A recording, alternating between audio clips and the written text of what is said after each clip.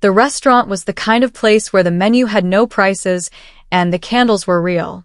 Cade had made the reservation himself, which was unusual enough that I wore my nicest dress and told myself something good was finally coming. He had just been promoted to Director of Strategy at Pinnacle Wealth Advisors, and I thought we were there to celebrate together. I ordered carefully, conscious, as always, of the cost. The bread basket sat untouched between us while Cade talked about the promotion, about the future, about how far he had come. Then a woman appeared at our table. Tall, composed, dressed in a way that suggested she never worried about prices either. Cade stood. He hugged her. He said her name, Vanessa, with a warmth I hadn't heard him use with me in a long time. Then he turned to me, still standing, and said that Vanessa had been the one who truly understood his vision, that she had supported him the right way, that he had been doing a lot of thinking, that he had outgrown where he was. He sat back down. The bill folder was already on the table. My credit card was already inside it. I stared at the candle flame while he finished his sentence. Then Vanessa slid her hand quietly into his, right there in front of me, like the conversation was already over. I didn't cry. I remember deciding that clearly, like a switch I flipped somewhere between his last word and the moment I picked up the bill folder. I put in my card. I signed the receipt with the same hand that had once counted out cash for his first semester tuition. The waiter took it away. I stood, smoothed my dress, and said goodnight in a voice I didn't fully recognize as my own. The walk to my car took 4 minutes. I know because I counted my steps. I sat in the driver's seat and gripped the steering wheel and stared at the parking garage wall. 7 years. I had dropped out of my junior year of high school at 17, so Cade could enroll at Hargrove State. I had worked the opening shift at a diner 5 mornings a week and cleaned office buildings on Saturday nights. I had handed him envelopes of cash every semester and told myself it was an investment in our future. I thought about the first tuition payment. The second. The night I skipped my own birthday dinner to cover his housing deposit. The draft papers I had helped edit, then re-edit, then quietly rewritten when he ran out of time. I sat in that car for a long time. Then my phone lit up on the passenger seat. It was a message from Cade. 4 words. Let's keep this clean. Within 2 weeks, the story had changed. I heard it first from my friend Danny, who brought it up carefully the way people bring up things they aren't sure how to say. She had run into Marcus, a guy we both knew from the years when Cade and I used to socialize as a couple.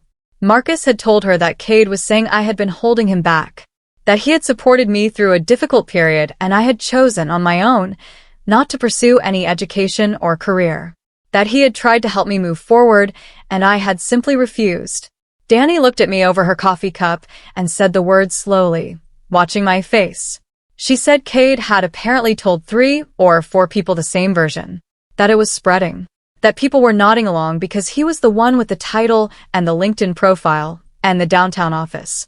I didn't say anything right away. I looked out the window at the street below and thought about how easy it was to rewrite a story when you were the only one speaking. Then Danny set her cup down and asked me, with genuine uncertainty in her voice, "Did you really drop out for no specific reason?" She wasn't accusing me. She just didn't know. And that was the whole problem. That night I opened my laptop and went to an email folder I hadn't touched in over a year. I had labeled it records back when I was still the one managing Cade's finances, keeping track of what went where and when. I hadn't saved those files as ammunition. I had saved them the way I saved everything, out of habit, out of the same quiet discipline that had made me good at keeping other people's lives organized. The folder loaded slowly. Then the emails appeared, one after another, filling the screen. Tuition payment confirmations, rent transfer receipts, bank notifications of wire transfers timed exactly to the start of each semester, attached drafts of papers with my notes still in the comment boxes, strategy outlines I had typed up and sent to him the night before presentations. I scrolled for a long time without speaking. The dates were all there. The amounts were all there. 6 semesters of my life, documented in neat rows. I almost closed the laptop. Then I paused on one particular email chain, a long thread of document revisions. I had forgotten how deep my involvement had gone. My name was in more places than I remembered, more files than I had realized. I stared at the screen for a moment. Then I kept reading. He posted the interview on a Tuesday morning.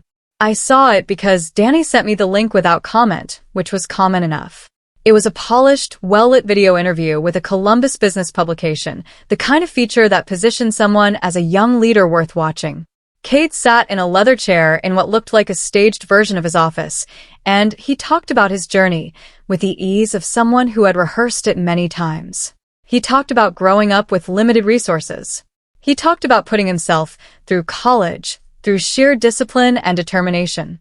He listed his mentors. He talked about the professors who believed in him and the colleagues who pushed him. He described himself, without using the exact words, as entirely self-made. The video was 4 minutes and 30 seconds long. My name was not in it once. I watched it twice. Not because I needed to hear it again, but because I was checking myself, making sure I was seeing it clearly and not through the distortion of hurt. He hadn't mentioned me. He had erased me so smoothly that the story still sounded true. In the comment section below the video, people wrote things like, "Love the grind," and "This is what real work looks like." I closed the tab. Then I sat very still for a moment. Something had settled inside me. Quiet. Certain. Patient. The message arrived on a Thursday evening from an address I almost deleted as spam before I recognized the name. Dr. Alan Pierce. He had been a business strategy professor at Hargrove State during Cade's junior and senior years. I had never taken his class. I had never taken any class there. But I had sat in the library across from Cade enough times while he struggled through Dr. Pierce's assignments, and I had helped rework enough of those papers that the name was familiar in the way that things become familiar when you do the labor without receiving the credit. The message was brief. Dr. Pierce said he had seen Cade's interview online and that something about it had prompted him to reach out. He said he had been going through old course archives recently and had noticed something that had stayed with him. He said he remembered Cade as a student who had improved significantly in the second half of his program, more significantly than most. He said the quality of the written work had shifted noticeably. He paused in the message before the last sentence, which I could feel even in plain text. You know, he wrote, some of his best submitted work, the strategy reports specifically, didn't entirely sound like him. I read the message 4 times.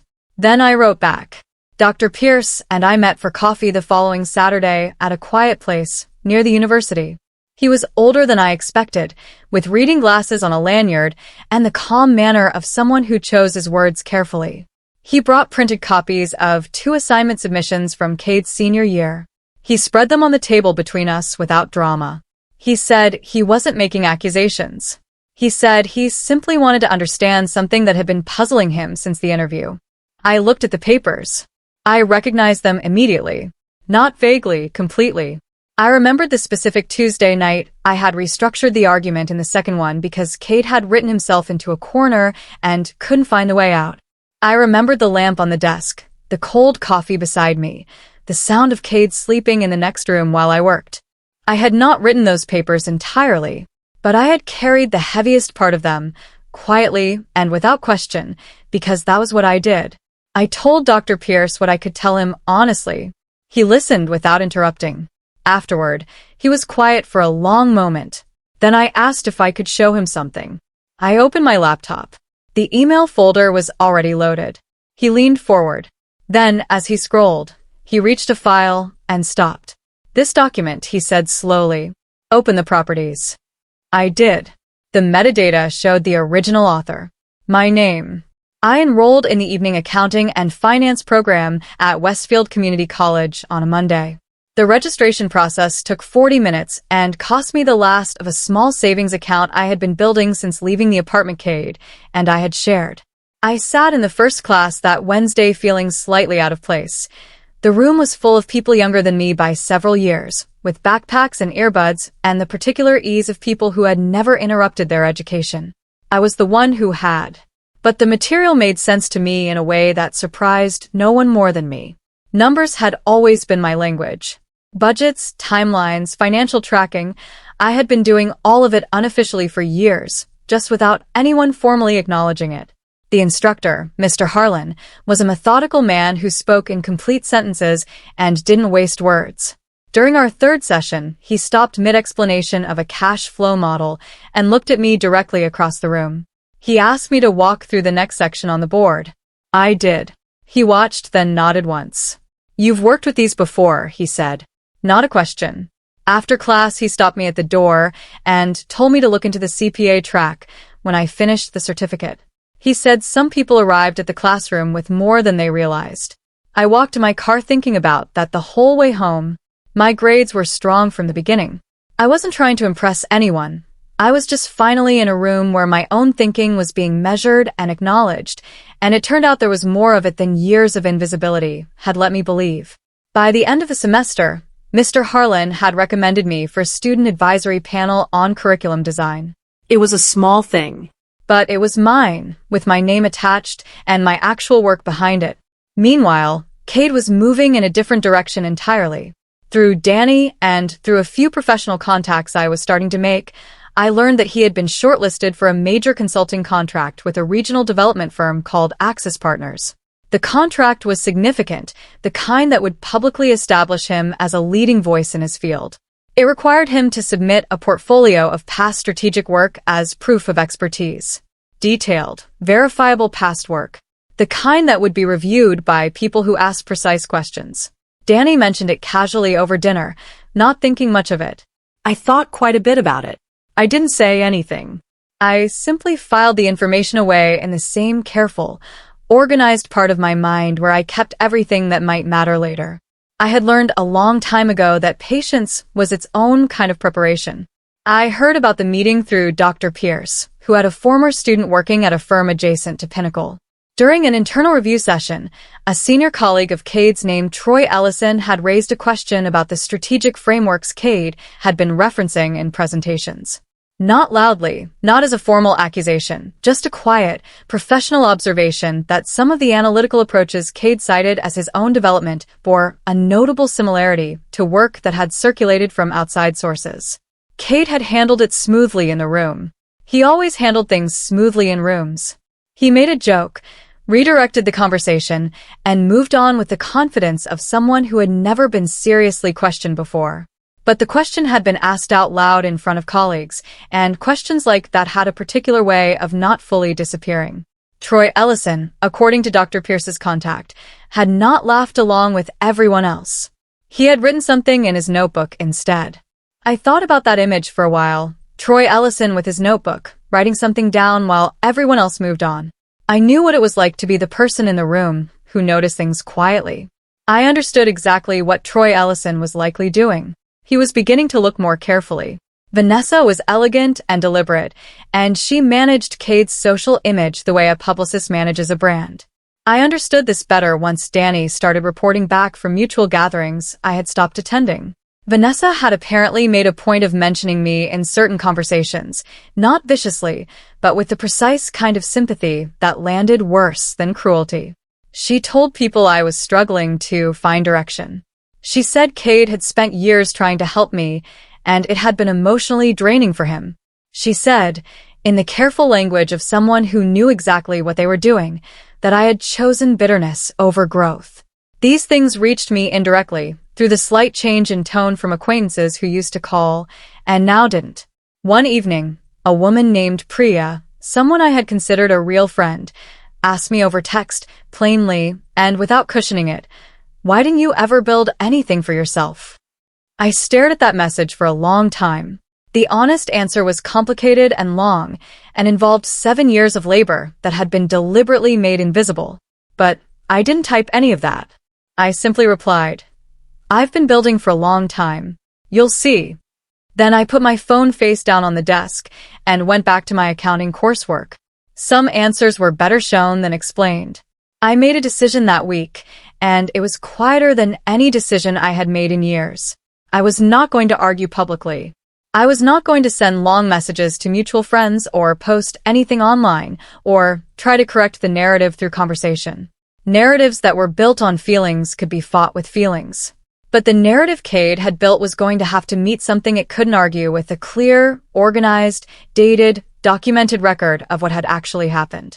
I opened my laptop and spent 4 evenings organizing everything chronologically. Every email with a timestamp. Every payment record with an amount and a date. Every document with metadata intact. Every draft with my comments still visible in the margins. I cross-referenced tuition due dates against my bank records. I matched paper submission dates against the email threads where I had sent Cade the final versions.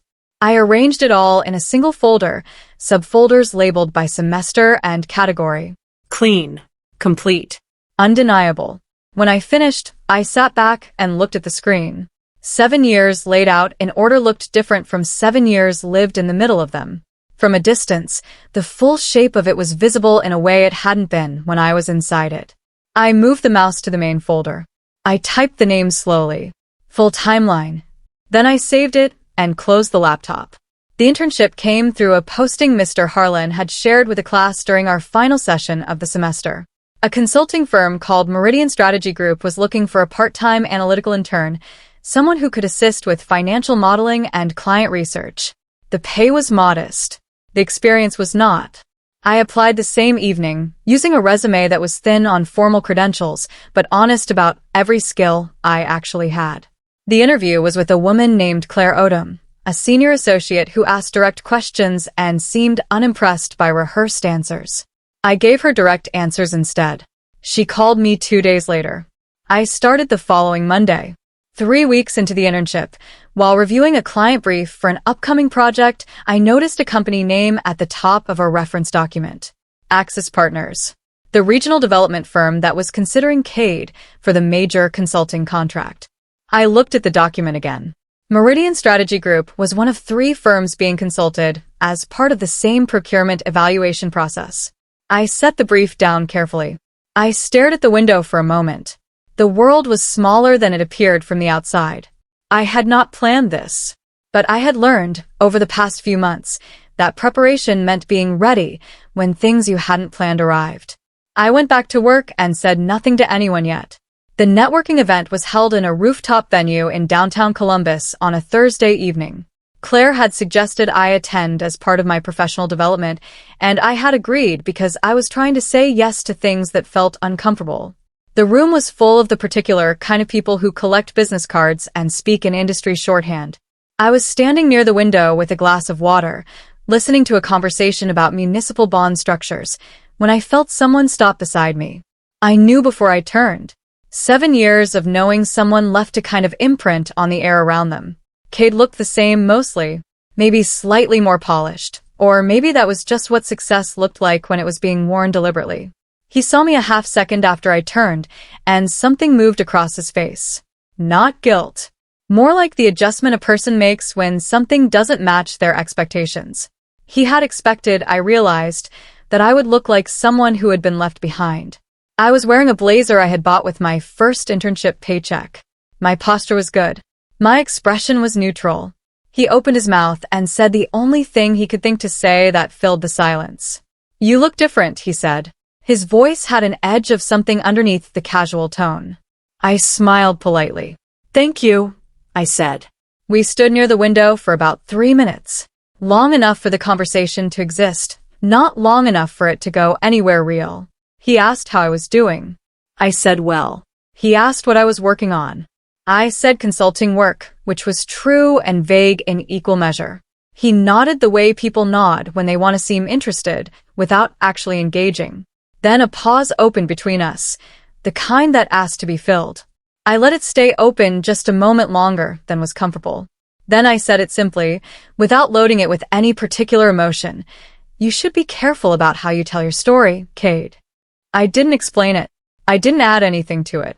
I just let the sentence sit between us the way a document sits on a table before anyone opens it. He blinked. Then he laughed, the kind of laugh that was meant to signal he found it amusing rather than meaningful. "I think I know my own story," he said. I nodded once. "I'm sure you do," I said. Then I excused myself and walked back toward the group I had come with. But I glanced back once, just briefly, before turning the corner. His expression had shifted. The laugh had left his face entirely. What remained was something much more specific and much less casual. He stood very still, watching me walk away. Troy Ellison contacted me 9 days after the networking event. I don't know how he found my professional email, most likely through the Hargrove State Alumni Network or possibly through Dr. Pierce. His message was professional and measured. He introduced himself as a senior analyst at Pinnacle and said he had been doing some internal review work related to strategic submissions and had come across some inconsistencies he was trying to understand. He said he had heard through a mutual academic contact that I might have context that would be useful. He was careful with his language. He didn't say Cade's name once in the first message. He didn't have to. I reread it twice, then once more. I thought about what Patricia had said during the civil case, that I should share only what was true and let the truth do the work that drama never could. I thought about what I had built in that organized folder on my laptop. I thought about what Dr. Pierce had seen in the metadata. I thought about 7 years of careful, invisible labor. I wrote back to Troy Ellison the same day. I told him I didn't have anything to offer beyond documented facts. I told him I was not interested in destroying anyone. I told him that if he had specific questions I could answer honestly, I was willing to talk. He replied within an hour. "That's exactly what I needed to hear," he wrote. Troy and I met in person at a coffee shop near Meridian's offices on a Tuesday afternoon. He was in his early 40s, methodical in the way that people are when they have spent years being the one in the room who actually checked the numbers. He brought a folder. I brought my laptop. We sat across from each other and I told him up front, I was not trying to settle a personal score. I had moved on from the relationship. What I was not willing to do was stay silent while a false narrative continued to grow, not when I had documentation that told a different story, and not when that story was being used to build a professional reputation on a foundation that didn't hold. He listened carefully. Then he opened his folder. He showed me 2 strategy reports Cade had submitted as part of his Axis Partners portfolio, original work presented as his own intellectual development from his college years onward. I looked at the reports. My hands were steady. "I can show you where those came from," I said. He nodded. I opened my laptop. I pulled up the full timeline folder.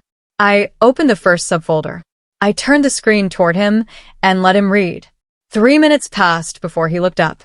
His expression hadn't changed much. Troy Ellison was not a man who showed his reactions easily. But he let out a slow, careful breath. "I need to look at all of this," he said. Over the following 2 weeks, Troy worked through the documentation quietly and thoroughly. We exchanged several emails. He asked precise questions about specific dates, about the sequence of document revisions, about the email threads that showed the back and forth of drafts. I answered each one with the relevant file attached. I did not editorialize.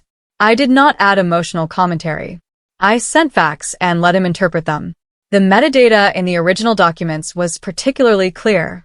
Timestamps, author names, revision histories, the kind of information that existed quietly inside files until someone looked for it. Dr. Pierce provided a written statement confirming his own professional observations about the shift in quality and voice in Cade's submitted work. Taken separately, each piece could be questioned. Taken together, the way Troy assembled them with the precision of someone trained to find patterns in financial data, they formed a picture that was difficult to argue with. On a Wednesday evening, Troy sent me a message with no preamble. Just one sentence. The timestamps, the metadata, and the payment records create a timeline that cannot be explained by coincidence. He paused before the second sentence. Then, this changes what we know about several things. I read the message sitting at my desk in Meridian's office after everyone else had gone home. Outside, the Columbus skyline was just beginning to light up. I closed my laptop and sat with the silence for a moment. The formal presentation request came directly from Axis Partners. They were in the final stages of evaluating candidates for the consulting contract, and they had asked each shortlisted firm to send a representative to present and defend a portfolio of past strategic work in a structured review session. Cade had been selected to represent Pinnacle. I learned this from Troy, who is now in regular contact with me as part of what had become a quiet, documented internal review.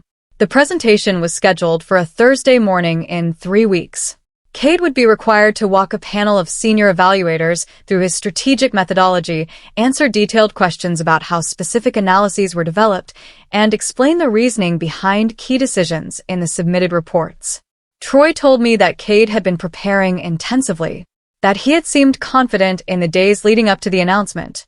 But during a pre-session walkthrough, when a junior member of the evaluation team had asked Cade to explain the analytical framework in Section 3 of his flagship report, the section I remembered most clearly because I had rebuilt the entire argument from scratch on a Sunday afternoon while Cade watched television, he had given an answer that circled the question without ever actually landing.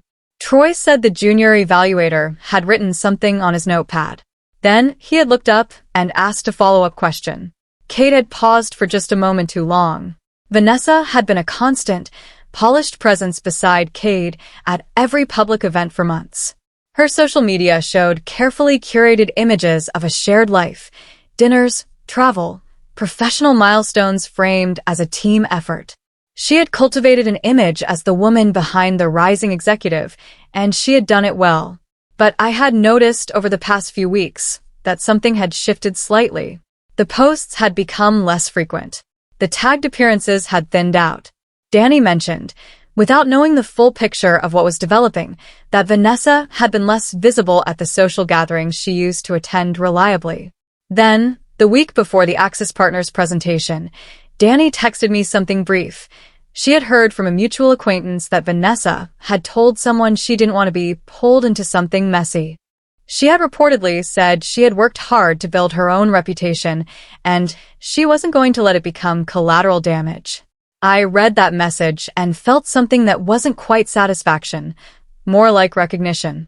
People who attach themselves to polished surfaces eventually noticed when the surface started cracking. Vanessa had noticed. She was stepping back with the same careful elegance she had used to step forward. Cade, by all accounts, was handling it by projecting more confidence than ever. But confidence and preparation were different things. He was running out of one of them fast. Troy sent me an email on a Monday morning with a single line. The review committee has asked you to attend Thursday's session as a reference contributor. I read it twice. Then I read it a third time. A reference contributor, someone with documented background knowledge relevant to the work being evaluated. Not a plaintiff. Not an accuser. Not a wronged ex-girlfriend arriving with grievances. A professional reference, invited by the committee itself, with specific documentation they had already reviewed and found credible. I sat with that distinction for a long time because it mattered. I had not pushed for this moment. I had shared documents when asked.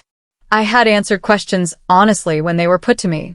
And now the process itself had created a space for the truth to enter formally, through the front door, in the context of a professional evaluation rather than a personal dispute. That was exactly the difference between what I was doing and what Cade had assumed I would do. He had assumed, if he thought about it at all, that I would react emotionally, that I would tell people, that I would make it messy and personal and therefore easy to dismiss. He had not accounted for the possibility that I would be patient, organized, and invited. I packed my documents that evening. Clean copies. Labeled clearly. Arranged in order. I set my alarm for 6 in the morning. Then I slept well. I arrived at the Axis Partners building 20 minutes early.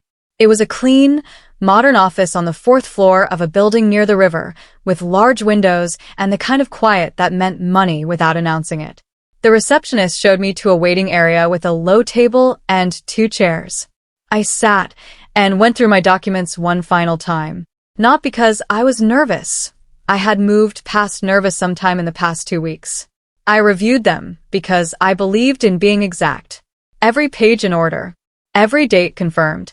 Every file cross-referenced. Troy had advised me to keep it simple and factual. Present what exists. Answer questions directly. Do not editorialized or characterize. Just show the record. I had practiced it in my apartment the previous evening, sitting alone at the kitchen table, going through it the way an accountant goes through an audit. No drama, no performance, just accuracy. Danny had called the night before to ask how I was feeling. I told her I felt ready. She asked if I was sure I wanted to do it. I said I wasn't there to do anything to anyone. I was there because the truth had been specifically requested. There was a difference. She was quiet for a moment. Then she said she was proud of me. I thanked her. Then I reminded myself of the only instruction that mattered as I walked into the room. Just the truth. There were 6 people at the conference table when I was brought in. Troy sat to one side. Two senior evaluators from Axis Partners sat at the head. A legal representative sat near the door. Cade sat at the far end, composed and suited, with a leather portfolio in front of him. He saw me when I entered. Something moved through his expression very quickly, surprise, then the effort to contain it, then a careful return to neutral. He hadn't known I would be there. I set my folder on the table, sat where I was directed, and folded my hands. The lead evaluator explained the purpose of my presence in one sentence. I had been identified as a relevant contributor to certain materials under review, and the committee had questions. Then she turned to me. I walked them through the documentation without rushing. I showed the email chains, beginning with the earliest dated message and moving forward in sequence. I showed the payment records matched to tuition due dates. I showed the document drafts with my comments still embedded. I showed the metadata, author field, creation date, revision history. I answered every question directly and briefly. I did not look at Cade while I spoke. I looked at the documents and at the evaluators asking the questions. The room was almost entirely silent except for the evaluators writing notes and the occasional sound of a page turning. Then one evaluator set down his pen, looked at the full timeline spread before him, and said nothing at all for a long moment. The outcome was not loud. It did not arrive with confrontation or raised voices or dramatic declarations. It arrived the way financial reckonings arrive, quietly on paper, in the form of withdrawn offers and revised assessments. Axis Partners sent Pinnacle Wealth Advisors a formal communication the following week stating that they would not be proceeding with Cade Mercer as the designated representative for the contract. The letter cited inconsistencies in submitted portfolio materials and concerns regarding attribution. Troy told me later that an internal review had been opened at Pinnacle as well. Cade was placed on administrative leave while it was completed. The self-made interview was quietly removed from the publication's website. I noticed its absence one evening when I absent-mindedly searched for it and found only a broken link.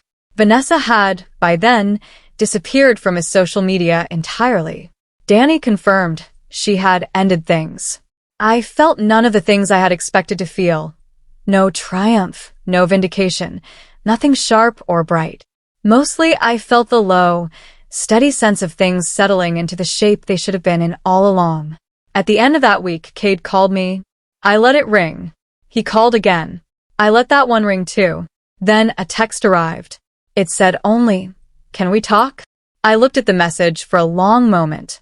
Then I set my phone face down and went back to my CPA exam notes. I passed the next stage of the CPA examination on a Friday morning in April. Mr. Harlan sent me a congratulations message before I had even gotten back to my car. Claire at Meridian offered me a part-time analyst position that converted to full-time 3 months later. I signed the offer letter at my kitchen table with a cup of coffee cooling beside me, and I sat there for a few minutes after, just looking at my name on the contract. Elara Quinn. My own name, on my own document, for something I had built entirely by myself. I thought about the restaurant, the candle, the bill folder with my card inside it. I thought about the parking garage and the steering wheel and the 4-minute walk that had been the beginning of something I hadn't known yet was a beginning. I thought about the envelope of cash I had handed Cade outside the university registrar's office during his first semester, and the way he had taken it without quite meeting my eyes. Even then, I didn't think about any of it with bitterness. It was simply the road. Some roads are long and they wind in ways that don't make sense until you're far enough past them to see the shape. I picked up my phone and called my mother. She answered on the second ring and I told her the news. She cried a little, which made me smile. He had thought success meant leaving me behind. He hadn't realized that I was the part of the story he could not afford to lose. And now I was the only one still writing it.